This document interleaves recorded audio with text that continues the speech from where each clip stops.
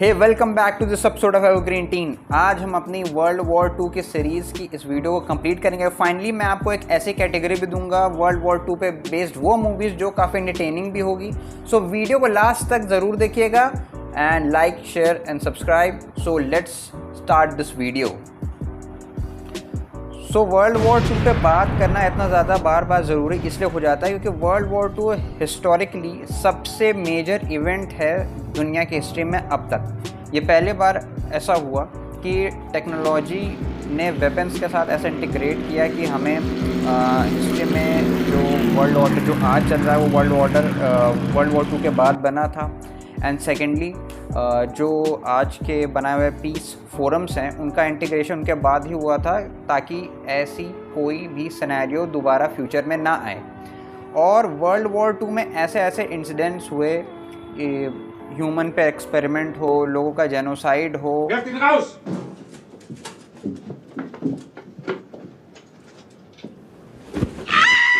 Humanity ने अपने worst face को भी देखा और साथ साथ वो सब ख़त्म होने के बाद ह्यूमैनिटी ने इंटीग्रेट करना भी शुरू किया एक दूसरे के साथ। Whatever their religion is, whatever their ideology is, whatever their ethnicity is, लोग साथ मिलकर इंटीग्रेट किए और इस चीज़ को लोगों ने समझा कि आप इग्नोर नहीं कर सकते। इसलिए वर्ल्ड वॉर 2 बहुत बड़ा इंसिडेंट है।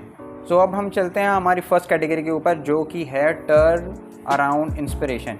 इस कैटेगरी में मैं उन मूवीज़ को डालूँगा वर्ल्ड वॉर 2 के सिनेरियो में जो सर्कमस्टांसेस चल रही थी। इन सब सिनेरियो में कुछ लोग ऐसे भी थे जो कि जस्टिस के फेथ में और फ्रीडम को लेके अपने खुद के गवर्नमेंट या खुद के नेशन के अगेंस्ट उन्होंने आवाज़ भी उठाई और जो कि काफ़ी इंस्पिरेशनल स्टोरीज़ बन के आई जिनको जानना आपके लिए बहुत ज़्यादा ज़रूरी। So here comes my first suggestion to you. मेरी फर्स्ट सजेशन आपको होगी Schindler's list. Schindler's list world war 2 के टॉपिक पे प्रोबेबली सबसे बेस्ट मूवी है। ये movie black and white frame पे बेस्ड है। ये इस फ्रेम पे बेस्ड इसलिए है ताकि आपको 1930s 1940s का वो सिनेरियो, वो नॉस्टैल्जिया आपको फील हो सके।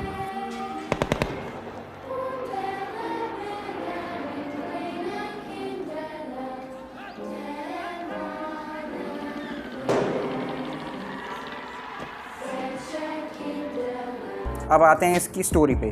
स्टोरी है एक आदमी के बारे में जिसका नाम था ऑस्कर शिंडलर। ये जर्मन बिजनेसमैन थे और वॉर की शुरुआत में he was really a very cunning businessman जो कि पोलैंड में केवल बिजनेस इनिशिएटिव से आए थे। बट धीरे धीरे अपने नॉर्मल डे लाइफ में जब इन्होंने देखा कि जूस पे इतने अट्रॉसिटीज़ कमिट की जा रही है तो वो इन सब चीज़ों को इग्नोर नहीं कर पाए और फाइनली इनका एनलाइटमेंट हुआ और इन्होंने डिसाइड किया कि ये जितने भी जूस हो सकते हैं जिनकी ये जान बचा सकते हैं इन्होंने उनकी जान बचाने का हर कोशिश की।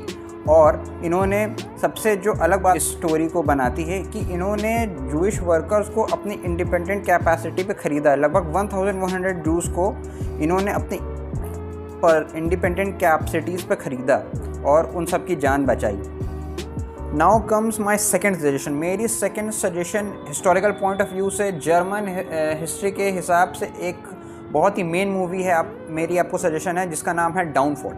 डाउनफॉल जर्मन लैंग्वेज में फिल्म मूवी है बट फिर भी मैं आपको बहुत स्ट्रांगली ये मूवी रिकमेंड करूँगा क्योंकि इस मूवी में डिटेल से बहुत अच्छा काम किया गया है। आप इसे इंग्लिश सबटाइटल्स के साथ देख सकते हैं। मेनली इस मूवी में जो मेन नाजी ऑफिसर्स थे जैसे कि फॉर एग्जांपल हिटलर खुद और उसके अलावा जोसेफ गोबेल्स और हेनरिक हिमलर, इन सब के साथ आखिरी टाइम में क्या हुआ था जैसे कि हम सब जानते हैं कि रिकॉर्डेड हिस्ट्री में जो चीज़ है कि हिटलर ने अपने आखिरी वक्त में गोली मारी थी। बट वो गोली अपने आप को क्यों मारी थी? क्योंकि बर्लिन को सराउंड कर लिया गया था रशियन, अमेरिकन और बाकी सब एलाइज पावर से। सो जर्मनी के पास आखिरी में कोई चांस नहीं था सरेंडर करने का। बट वो सरेंडर हुआ कैसे, ये बहुत ही इंटरेस्टिंग पर्सपेक्टिव है। सो इस मूवी को बिल्कुल भी मिस आउट करने की गलती नहीं करिएगा। नेक्स्ट सजेशन मेरी है आपको enemy at the gates. Enemy at the gates एक ऐसी मूवी है जो कि हिस्ट्री में उस दौर को रिप्रेजेंट करती हैं जहाँ पे आज का वर्ल्ड ऑर्डर खड़ा हुआ है। ये स्टोरी है जब जर्मन आर्मी अपने पावर के एपिटॉम पे थी, अपने पावर के शिखर पे थी, और उन्होंने पोलैंड पे, फ्रांस पे, सब पे कब्ज़ा कर लिया था। फिर उन्होंने रशिया को इन्वेड किया, और रशिया को इन्वेड करते हुए उन्होंने कीव जीता, बाकी सिटीज़ जीती, और फिर वो लोग स्टालिनग्राड में गए। स्टालिनग्राड में पहुंच के जर्मन आर्मी और रशियन आर्मी के बीच में ज़बरदस्त फाइट हुई, और उसके बाद जो अंजाम हुए वो ये चीज़ हुई कि जर्मन आर्मी को वहाँ से हटना पड़ा। अब इन सब के बीच में एनिमी एट द गेट्स की स्टोरी कहती है वासिली ज़ायत्सेव इस मूवी के मेन कैरेक्टर हैं। जब रशियन आर्मी पे एट्रोसिटीज़ हो रही थी और रशिया अपने बहुत बड़ी लैंड हारता जा रहा था जर्मनी से, तो उन्होंने डिसाइड किया रशियन आर्मी को ज्वाइन करने का, और he fought against the Germans, और उन्होंने बहुत तगड़ा जवाब दिया जर्मन आर्मी को।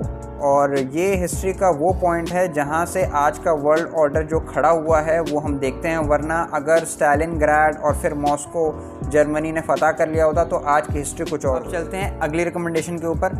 अगली रिकमेंडेशन मेरी आपको है एंथ्रोपॉइड। अगर आप ये देखना चाहते हैं जो जज्बा रेवोल्यूशनरी फाइटर्स में होता है अपने देश को लेके, अपनी आज़ादी को लेके, जस्टिस के लिए, उस हिसाब से ये मूवी बहुत ही अच्छी मूवी है। एंथ्रोपॉइड एक चेक सोल्जर के बारे में जिनका नाम था जोसेफ गिब्सिक। जूस का होलोकास्ट हो रहा है, और जो मेन नाजी ऑफिसर था होलोकास्ट को डिज़ाइन करने के लिए उनका नाम था हेनरिक रेनहार्ड। सो उसको असैसिनेट करने के लिए जोसेफ गिब्सिक ने प्लान बनाया। अब क्योंकि ये इतने मे बी अच्छे कॉन्स्पिरेटर नहीं थे, सो इनके प्लान में थोड़ी बहुत अड़चनें आई, लेकिन ये रेनहार्ड हेनरिक को असैसिनेट करने में कामयाब हो गए। और उसके बाद ही was hunted down in the streets. इनको ढूंढने के लिए हर जगह रेडियो में, मीडिया में टेलीकास्ट कर दिया गया, और फाइनली जर्मन गवर्नमेंट ने इनको कहीं ढूंढ लिया। और उसके बाद जो सॉर्ट ऑफ इंगेजमेंट इनके और जर्मन आर्मी के बीच में हुआ, एक चर्च में इनकी फाइनल फाइट हुई थी, जिसके बाद इनकी मृत्यु हो गई। वो आखिरी पल के जो एनलाइटमेंट सॉर्ट ऑफ वाला फेज़ था कि इन्होंने अपना जज्बा बरकरार रखा और ये अपने एथनिसिटी के लोगों के लिए शहीद हो गए। ये बहुत ही एक इंस्पायरिंग स्टोरी है। हर चीज़ को शब्दों में बयां करना बड़ा मुश्किल है, बट ये जो थीम, जो बैकग्राउंड जो मैंने आपको एक्सप्लेन करने की कोशिश करी है, इससे ही आपको समझ में आ गया होगा कि ये मूवी कितनी मेन है वर्ल्ड वॉर 2 के हिस्टोरिकल पॉइंट ऑफ व्यू से।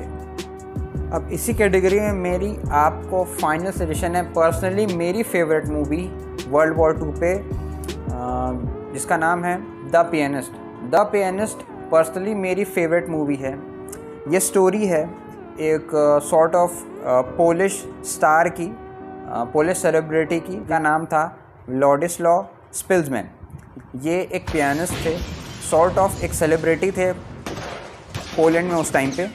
बट वर्ल्ड वॉर 2 में जब नाज़ीज़ ने इनके कंट्री पर अटैक किया तो इनके और इनके खुद के और इनके फैमिली के बहुत बुरे हालात हो गए। इनके फैमिली में कई लोग छूट भी गए और इनको अपनी जान बचाने के लिए क्या कुछ नहीं करना पड़ा।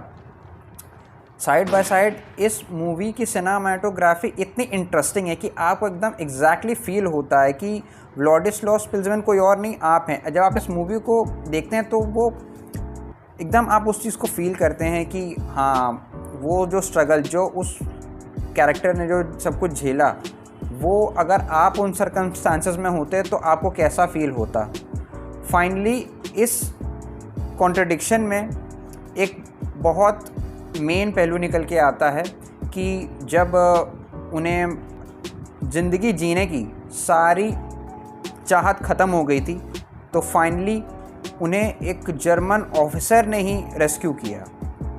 बट कमाल की बात यह है कि इनको रेस्क्यू करने के बाद, इनको शेल्टर प्रोवाइड करने के बाद, वो जर्मन ऑफिसर खुद Russian prisoner of war camp में असैसिनेट हो गया।